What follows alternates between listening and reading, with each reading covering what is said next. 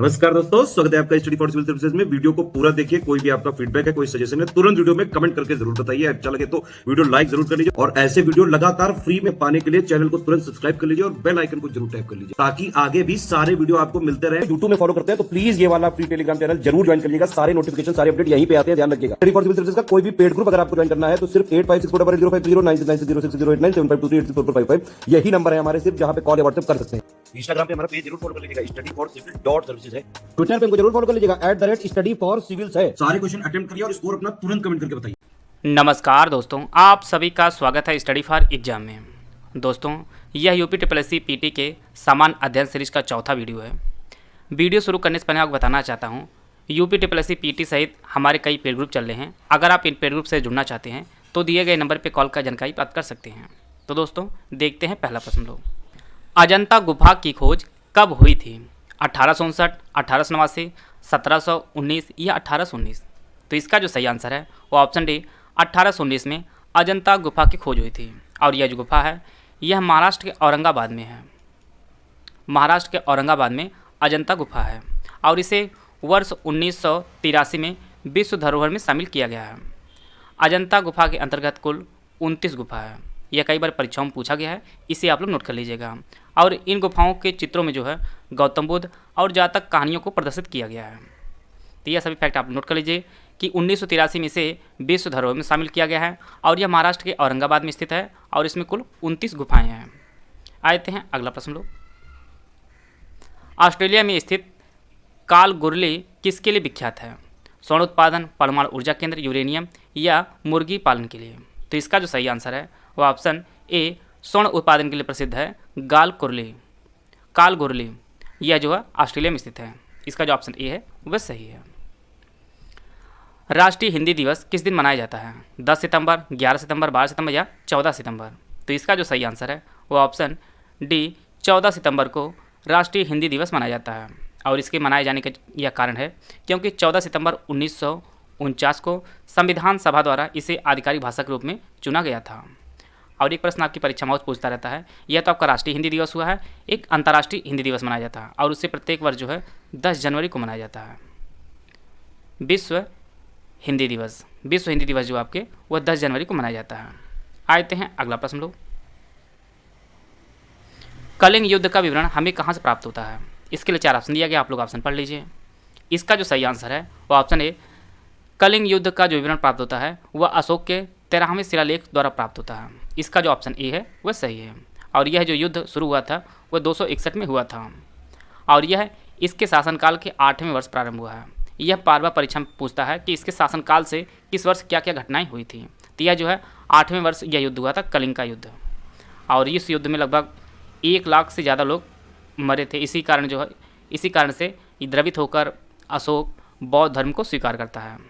और अशोक के शासनकाल में ही तीसरी बौद्ध संगीत हुई थी। आप लोग कमेंट बॉक्स में बताइएगा कि तीसरी बौद्ध संगीत कहाँ हुई थी। इसका उत्तर आप लोग कमेंट बॉक्स में बताइएगा। आते हैं अगला प्रश्न लोग। प्रयाग प्रशस्ति किसके सैन्य अभियान के बारे में जानकारी देती है? चंद्रगुप्त प्रथम, समुद्रगुप्त, चंद्रगुप्त द्वितीय या कुमारगुप्त? तो इसका जो सही आंसर है वो ऑप्शन बी समुद्रगुप्त के। प्रयाग प्रशस्ति जो है वह समुद्रगुप्त के सैन्य अभियान के बारे में जानकारी देती है। इसका जो ऑप्शन बी है वह सही है। और प्रयाग प्रशस्ति की जो रचना है वह हरिसेन ने की थी। हरिसेन ने प्रयाग प्रशस्ति की रचना की थी और यह एक संस्कृत के प्रसिद्ध कवि थे। आपकी परीक्षा में जो सिलेबस दिया गया वह समुद्रगुप्त जो है वह केंद्र में रखा गया है। समुद्रगुप्त जो है वह चंद्रगुप्त प्रथम का पुत्र था और समुद्रगुप्त का जो पुत्र था वह आपका चंद्रगुप्त द्वितीय था।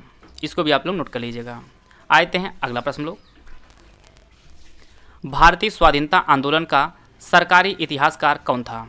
RC मजूमदार, ताराचंद्र, VD सावरकर या SN सेन? तो इसका जो सही आंसर है ऑप्शन डी SN सेन थे भारतीय स्वाधीनता आंदोलन के सरकारी सलाहकार। और इन्होंने 1857 नाम से यह पुस्तक लिखी है। सबसे पहले सरकार ने RC मजूमदार को चुना था, परंतु कुछ मतभेद होने के कारण इन्हें जो है हटा दिया गया। बाद में SN सेन को चुना गया भारतीय स्वाधीनता आंदोलन के सरकारी इतिहासकार के रूप में। आप लोग कमेंट बॉक्स में बताइएगा कि RC मजूमदार ने कौन सी पुस्तक लिखी है। इसका नाम आप लोग कमेंट बॉक्स में बताइएगा। आते हैं अगला प्रश्न लोग। प्राणहिता नदी किसकी सहायक नदी है? यमुना, कावेरी, गंगा या गोदावरी? तो इसका जो सही आंसर है वो ऑप्शन डी, गोदावरी की एक सहायक नदी है प्राणहिता, और प्राणहिता जो है गोदावरी की सबसे बड़ी सहायक नदी है। और इसके साथ पैनगंगा, वैनगंगा, वर्धा, पूर्णा, मंजीरा, ये जो सभी नदियाँ हैं ये सभी गोदावरी की सहायक नदियाँ हैं। और गोदावरी नदी का जो उद्गम होता है वह नासिक से इसका उद्गम होता है, और यह जो है बंगाल की खाड़ी में जाकर गिरती है। गोदावरी नदी बंगाल की खाड़ी में जाकर गिरती है, और लगभग 1400 किलोमीटर इसकी कुल लंबाई है गोदावरी नदी की, 1400 से ज़्यादा है टोटल। आते हैं अगला प्रश्न लोग, लक्षद्वीप कहाँ स्थित है? हिंद महासागर में, अरब सागर में, बंगाल खाड़ी में या प्रशांत महासागर में? तो इसका जो सही आंसर है वो ऑप्शन बी, अरब सागर में स्थित है। लक्षद्वीप जो है यह अरब सागर में स्थित है। आइए हम लोग मैप की सहायता से देखते हैं। यह भारत का नक्शा है, और यह आपका अरब सागर है, यह आपका अरब सागर है, और यह आपका बंगाल की खाड़ी है। तो अरब सागर के अंतर्गत जो है यह आपका लक्षद्वीप है। तो लक्षद्वीप जो है यह अरब सागर में स्थित है। आते हैं अगला प्रश्न लोग, तमिलनाडु व आंध्र प्रदेश के तट को क्या कहा जाता है? कोरोमंडल, मालाबार, उत्तरी सरकार या कोंकण? तो इसका जो सही आंसर है वो ऑप्शन ए, कोरोमंडल कहा जाता है तमिलनाडु और आंध्र प्रदेश के तट को। मालाबार जो है वह केरल के तट को कहा जाता है। कोंकण जो है यह महाराष्ट्र और गोवा के तट को कहा जाता है। आते हैं अगला प्रश्न लोग, हाके ए सर्व जो कर है यह किस पर लगाया जाता था? व्यापार पर, सिंचाई पर, गैर मुसलमानों पर, उद्योग पर? तो इसका जो सही आंसर है ऑप्शन बी, यह एक सिंचाई का कर था, हक ए सर्व, और इसे सर्वप्रथम फिरोज शाह तुगलक ने वसूला था, और यह कुल उपज का 1/10 भाग होता था, 1/10 भाग होता था। फिरोज शाह तुगलक जो है इसने कई नहरें और कुओं को खुदवाया था, और इसने सर्वप्रथम हक ए सर्व नामक जो कर है लगाया था। आते हैं अगला प्रश्न लोग, लघु हिमालय जो है यह किसके मध्य स्थित है? इसके लिए 4 ऑप्शन दिया गया, आप लोग ऑप्शन पढ़ लीजिए। इसका जो सही आंसर है वह ऑप्शन बी, शिवालिक और महान हिमालय के मध्य जो है लघु हिमालय स्थित है। इसका जो ऑप्शन बी है वह सही है। जैसा कि आप लोग जानते हैं कि हिमालय को कुल 4 भागों में विभाजित किया है। सबसे पहले ट्रांस हिमालय है, फिर आपका महान हिमालय है, फिर मध्य हिमालय या मध्य हिमालय और लघु हिमालय एक ही कहा जाता है, और लास्ट में आपके शिवालिक है। तो यह जो है महान हिमालय और शिवालिक के मध्य जो है लघु हिमालय स्थित है। इसका जो ऑप्शन बी है वह सही है। हिमालय का विस्तार जो अराकाम योमा है यह किस देश में स्थित है? भूटान में, म्यांमार में, नेपाल में या पाकिस्तान में? तो इसका जो सही आंसर है वह ऑप्शन बी, म्यांमार में। हिमालय का जो विस्तार अराकान योमा है यह म्यांमार में स्थित है। म्यांमार में एक काफ़ी प्रसिद्ध नदी है इरावदी, इरावदी नदी म्यांमार में बहती है। इसको आप लोग नोट कर लीजिएगा, कई बार परीक्षाओं में पूछा गया है। कौन सी पंचवर्षीय योजना हेरोड डोमर मॉडल पर आधारित थी? पहली, दूसरी, तीसरी या चौथी? तो इसका जो सही आंसर है वह ऑप्शन बी, प्रथम पंचवर्षीय योजना जो है वह हेरोड डोमर मॉडल पर आधारित थी, और पहली पंचवर्षीय योजना जो है वह क्रिस पर आधारित थी। क्रिस को विशेष रूप से ध्यान दिया गया था, और पहली पंचवर्षीय योजना का जो कार्यकाल था वह 1951 से 56 तक इसका कार्यकाल था, और इसमें जो टारगेट रखा गया था विकास का वह 2.1 रखा गया था, और हमें जो प्राप्त हुआ था वह 3.6% जो है वह हमें प्राप्त हुआ था। यह सभी फैक्ट आप लोग नोट कर लीजिएगा, पंचवर्षीय योजना संबंधित है। आते हैं अगला प्रश्न लोग, सिंधु सभ्यता के कौन सा एक नाम नहीं है? इसके लिए 4 ऑप्शन दिया गया, आप लोग ऑप्शन पढ़ लीजिए। तो इसका जो सही आंसर है वो ऑप्शन सी, गंगा सभ्यता।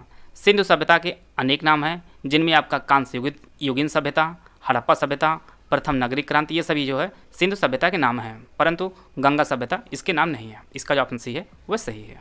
आते हैं अगला प्रश्न लोग, पायरोमीटर का उपयोग कहाँ किया जाता है? गहराई मापने में, आर्द्रता मापने में, विद्युत धारा मापने में या तापक्रम मापने में? तो इसका जो सही आंसर है वह ऑप्शन डी, तापक्रम मापने में। पायरोमीटर का जो उपयोग किया जाता है वह उच्च ताप मापने में किया जाता है। इसका जो ऑप्शन डी है वह सही है। गहराई मापने के लिए फायदोमीटर का प्रयोग किया जाता है, फायदोमीटर का प्रयोग किया जाता है। आर्द्रता मापने में हाइग्रोमीटर का प्रयोग किया जाता है, हाइग्रोमीटर का प्रयोग आर्द्रता मापने में, और विद्युत धारा मापने में अमीटर का प्रयोग किया जाता है। दिल्ली सल्तनत के अंतर्गत कुल कितने राजवंशों ने शासन किया है? 7, 5, 3 या 4? तो इसका जो सही आंसर है वह ऑप्शन बी, कुल 5 राजवंशों ने शासन किया है दिल्ली सल्तनत के अंतर्गत। इसमें आपका गुलाम वंश है, दूसरा खिलजी वंश, तीसरा तुगलक वंश, चौथा आपका सैयद वंश और अंत में आपका लोदी वंश। तो टोटल जो है कुल 5 राजवंशों ने शासन किया है दिल्ली सल्तनत के अंतर्गत। इसका जो ऑप्शन बी है वह सही है। आते हैं अगला प्रश्न लो। आतिशबाजी में रंग प्राप्त करने के लिए किसका प्रयोग किया जाता है? यहाँ पे ऑप्शन दिया गया, आप लोग ऑप्शन पढ़ लीजिए। इसका जो सही आंसर है वो ऑप्शन डी स्ट्रांसियम और बेरियम का प्रयोग किया जाता है आतिशबाजी में रंग प्राप्त करने के लिए। स्ट्रांसियम का उपयोग लाल रंग प्राप्त करने के लिए, और बेरियम का जो प्रयोग किया जाता है वह हरे रंग प्राप्त करने के लिए किया जाता है आतिशबाजी में। आते हैं अगला प्रश्न लो। सोने को किस में घोला जा सकता है? इसके लिए 4 ऑप्शन दिया गया, आप लोग ऑप्शन पढ़ लीजिए। इसका जो सही आंसर है वो ऑप्शन डी एक्वा रेजिया में सोने को घोला जा सकता है। और एक्वा जो है या हाइड्रोक्लोरिक एसिड HCl और नाइट्रिक एसिड अर्थात HNO3 को 3 और 1 के अनुपात में मिलाने पर एक्वा बनता है और इसी विलयन में सोने को गलाया जा सकता है। इसका जो ऑप्शन डी है वह सही है। आते हैं अगला प्रश्न लोग। राष्ट्रीय वानस्पतिक अनुसंधान संस्थान कहाँ स्थित है? हासन, मैसूर, लखनऊ या नई दिल्ली? तो इसका जो सही आंसर है ऑप्शन सी लखनऊ में स्थित है राष्ट्रीय वानस्पतिक अनुसंधान संस्थान। और यह जो है लखनऊ में एक चौराहा है सिकंदर बाग, उसी के जस्ट बगल में यह स्थित है राष्ट्रीय वानस्पतिक अनुसंधान संस्थान। आते हैं अगला प्रश्न लोग। भारत में GST लागू करने का सुझाव किस समिति ने दिया था? इसके लिए 4 ऑप्शन दिया गया, आप लोग ऑप्शन पढ़ लीजिए। इसका जो सही आंसर है वह ऑप्शन सी विजय केलकर समिति ने सुझाव दिया था भारत में GST लागू करने का, और इसे भारत में 1 जुलाई वर्ष 2017 को लागू किया गया था। और यह संविधान में 101वां संशोधन था। यह सभी फैक्ट आप लोग नोट करते चलिएगा, क्योंकि आपके सिलेबस में यह फैक्ट है। सिलेबस में जो है यह फैक्ट आपकी परीक्षा में पूछा सकता है और सिलेबस में जो दिया गया है। आते हैं अगला प्रश्न लोग।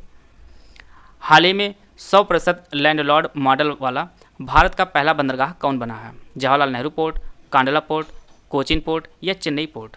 तो इसका जो सही आंसर है वो option A Jawaharlal Nehru port Bharat का पहला पोर्ट बना है जहां पे 100% लैंडलॉर्ड मॉडल वाला बंदरगाह हुआ है।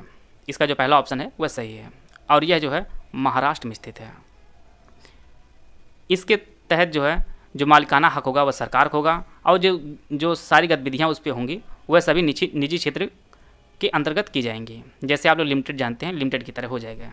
जो ज़मीन होगी वह सरकार को होगी, बाकी जो कार्य क्षेत्र होगा वह निजी संस्थान देखेंगे, निजी क्षेत्र उसे देखेगा। कांडला यह पोर्ट है, यह आपके गुजरात में है और यह दीनदयाल उपाध्याय जी के नाम पर रखा गया है, नाम इसका जो बदल कर। कोचीन पोर्ट आपके केरल में है और चेन्नई पोर्ट आपके चेन्नई में तो है ही। और एक चीज़ और नोट कर लीजिए आप लोग, वर्तमान में भारत में कुल 13 बड़े बंदरगाह हैं। यह जो प्रश्न है यह UPSSC युवा विकास अधिकारी में पूछा था। जो कल्याण विकास अधिकारी का जो पेपर हुआ था युवा विकास का, उसमें यह प्रश्न पूछा था कि भारत में कुल बड़े बंदरगाह कितने हैं? तो टोटल 13 बंदरगाह हैं। आते हैं अगला प्रश्न लो। गंगा किनारे स्थित उत्तर प्रदेश के किस शहर में एफिल टावर की तर्ज पर अनूठी रिवर आर्ट गैलरी बनाई जाएगी? जौनपुर, प्रयागराज, वाराणसी या कानपुर? तो इसका जो सही आंसर है वह ऑप्शन बी, यह जो है प्रयागराज में बनाई जाएगी। और एफिल टावर जो है यह फ्रांस की राजधानी पेरिस में स्थित है। फ्रांस की राजधानी जो है वह पेरिस है और पेरिस जो है वह सीन नदी किनारे स्थित है। और ये जो टावर बना है एफिल टावर, यह लोहे का बना है। यह भी परीक्षा में पूछा गया है। आते हैं अगला प्रश्न लोग। हाल ही में भारत ने 1952 में विलुप्त घोषित किए जा चुके चीतों को देश में लाने के लिए किस देश के साथ एक सहमति पत्र पर हस्ताक्षर किया है? सूडान, नामीबिया, केनिया या वेनेजुएला? तो इसका जो सही आंसर है वह ऑप्शन बी, नामीबिया के साथ भारत ने एक समझौता किया है जिसके अंतर्गत चीतों को भारत लाया जाएगा। और यह जो चीते हैं यह भारत में 1952 में ही विलुप्त घोषित किए जा चुके हैं। बात करते हैं नामीबिया की। तो नामीबिया की जो राजधानी है वह विंडहॉक है। विंडहॉक नामीबिया की राजधानी है। सूडान की राजधानी खार्तूम है। केनिया की राजधानी नैरोबी है और वेनेजुएला की जो राजधानी है वह कैराकस है। कैराकस वेनेजुएला की राजधानी है। और यहाँ से जो है 4 नर और 4 जो है मादा चीते भारत लाए जाएंगे। हेनले पासपोर्ट इंडेक्स 2022 में भारत की रैंकिंग क्या है? इसके लिए ऑप्शन दिया गया, आप लोग ऑप्शन पढ़ लीजिए। हेनले पासपोर्ट इंडेक्स 2022 की जो लेटेस्ट रैंकिंग जारी की गई है उसके अनुसार भारत की रैंकिंग वो 87 है और इसमें कुल 199 देशों की रैंकिंग जारी की गई है। पहले स्थान पर आपका जापान है, दूसरे स्थान पर सिंगापुर है और तीसरे स्थान पर दक्षिण कोरिया है और लास्ट में जो है आपके अफगानिस्तान और इराक जैसे देश जो है वह अंतिम पायदान पर है। भारत की रैंकिंग जो है वह 87 है। आते हैं अगला प्रश्न लो। 68वें राष्ट्रीय फिल्म पुरस्कारों में किस राज्य ने फिल्मों के लिए सर्वाधिक अनुकूल राज्य का पुरस्कार जीता है? मध्य प्रदेश, उत्तर प्रदेश, उत्तराखंड या हिमाचल प्रदेश? तो इसका जो सही आंसर है वो ऑप्शन ए मध्य प्रदेश ने मोस्ट फिल्म फ्रेंडली स्टेट का जो पुरस्कार है वो जीता है 68वें राष्ट्रीय फिल्म पुरस्कार में। इसका जो ऑप्शन ए है वह सही है। हाल ही में जारी यूएन की रिपोर्ट के अनुसार 2021 में भारत को प्रेषण कितने अरब डॉलर का प्राप्त हुआ है? 87 अरब डॉलर, 91 अरब डॉलर, 95 अरब डॉलर या 98 अरब डॉलर? तो इसका जो सही आंसर है वो option A 87 Arab dollar Bharat को प्राप्त हुआ है प्रेषण से।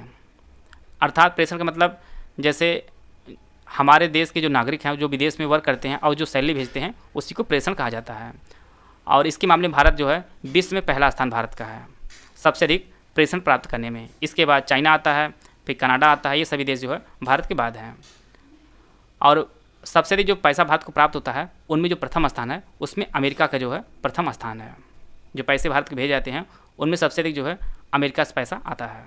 आते हैं अगला प्रश्न लोग। जुलाई 2022 में शेख मोहम्मद सबा अल सलेम किस देश के नए प्रधानमंत्री बने हैं? कुवैत, यूएई, सऊदी अरब या मिस्र? तो इसका जो सही आंसर है वो ऑप्शन ए कुवैत के नए प्रधानमंत्री बने हैं शेख मोहम्मद सबा अल सलेम। इसका जो ऑप्शन ए है वह सही है। कुवैत की जो राजधानी है वह कुवैत सिटी है। यूएई की राजधानी आबू धाबी है, आबू धाबी यूएई की राजधानी है। सऊदी अरब की राजधानी आपकी रियाद है, रियाद जो है वह सऊदी अरब की राजधानी है। और मिस्र की राजधानी आपकी काहिरा है, काहिरा जो है मिस्र की राजधानी है। आते हैं अगला प्रश्न लोग। हाल ही में किस राज्य का बुरहानपुर जिला देश का पहला हर घर जल प्रमाणित जिला बना है? ये आपको बताना है जिला किस राज्य में है, मध्य प्रदेश, उत्तर प्रदेश, उत्तराखंड या हिमाचल? तो इसका जो सही आंसर है ऑप्शन ए, यह जो बुरहानपुर जिला है ये आपके मध्य प्रदेश में है। इसका जो ऑप्शन ए है वह सही है। और इसने अपने जो 254 गांव है उन सभी गांव में नल से साफ पानी जो है वो प्रदान कर रहा है बुरहानपुर जिला, और यह मध्य प्रदेश में स्थित है। आते हैं अगला प्रश्न लोग। विश्व स्वास्थ्य संगठन द्वारा मंकी पॉक्स को वैश्विक स्वास्थ्य आपातकाल कब घोषित किया है? इसके लिए 4 ऑप्शन दिया गया, आप लोग ऑप्शन पढ़ लीजिए। इसका जो सही आंसर है वह ऑप्शन डी 23 जुलाई 2022 को विश्व स्वास्थ्य संगठन ने मंकी पॉक्स को वैश्विक स्वास्थ्य आपातकाल घोषित किया है। और भारत में जो पहला व्यक्ति मिला है इसके संक्रमण का वह आपके केरल में मिला है। आते हैं अगला प्रश्न लोग। अगस्त से सितंबर तक आयोजित होने वाला एशिया कप 2022 श्रीलंका के बजाय कहाँ आयोजित किया जाएगा? भारत, यूएई, पाकिस्तान या अफगानिस्तान? तो इसका जो सही आंसर है वह ऑप्शन बी यूएई में आयोजित होगा। क्रिकेट